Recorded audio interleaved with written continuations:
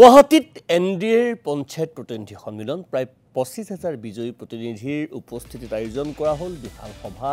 খানাপাৰাত অনুষ্ঠিত সভাতে আগন্তুক বিধানসভা নিৰ্বাচনৰ ৰণডংকা বজালে বিজেপি মিত্ৰজোঁটে বৰকাহ বজাই নিৰ্বাচনী ৰণসেঙা বজালে কেন্দ্ৰীয় গৃহমন্ত্ৰী অমিত শ্বাহে খানাপাৰাত অনুষ্ঠিত সভাত উদাত্ত ভাষণ মুখ্যমন্ত্ৰী ডক্টৰ হিমন্ত বিশ্ব শৰ্মা আৰু কেন্দ্ৰীয় মন্ত্ৰী সৰ্বানন্দ সোণোৱালৰ কংগ্ৰেছৰ দিনত অশান্ত চৰ্চৰ আছিল অসম বিজেপিৰ দিনত শান্তি ঘূৰি আহিছে অসমলৈ এই মন্তব্যৰে কংগ্ৰেছক সমালোচনা জাতি মাটি ভেটি ৰক্ষাৰ সংকল্পৰে অৱতীৰ্ণ হ'ব ২০২৬ৰ নিৰ্বাচনত অচিনাকি লোকৰ পৰা মাটি কাঢ়ি লোৱা অভিযান অব্যাহত থাকিব চিনাকি লোকক ভূমিপট্টা প্ৰদান কৰিব চৰকাৰে এই মন্তব্যৰে আগন্তুক নিৰ্বাচনৰ বাবে ভোট ভিক্ষা বিজেপিৰ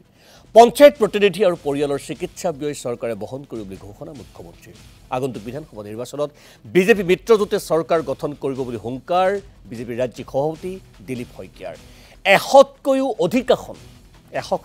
অধিক আসন লাভ কৰিবৰ বাবে যুঁজত নামিব বুলি মন্তব্য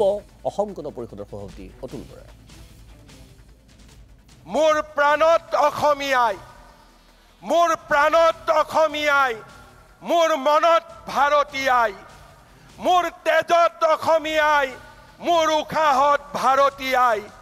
ক্ষুদ্ৰ ক্ষুদ্ৰ মোৰ প্ৰতিটো খোজ সূক্ষ্ম সূক্ষ্ম মোৰ প্ৰতিটো প্ৰয়াস কেৱল মোৰ আইৰ বাবে যি ধৰণে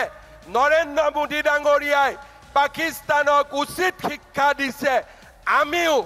আমাৰ ৰাজ্যত জাতি মাটি ভেটি ৰক্ষাৰ বাবে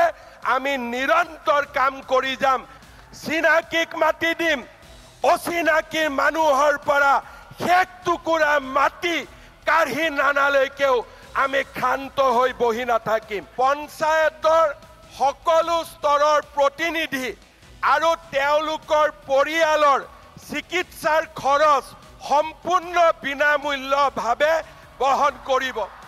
এতিয়া আমাৰ দায়িত্ব হ'ব ২৬ চনত আমি আমাৰ মিত্ৰ দলৰ সৈতে বিজেপিক আকৌ এবাৰ দিছপুৰলৈ উভতাই আনিব লাগিব আনিম নে নানিম আমি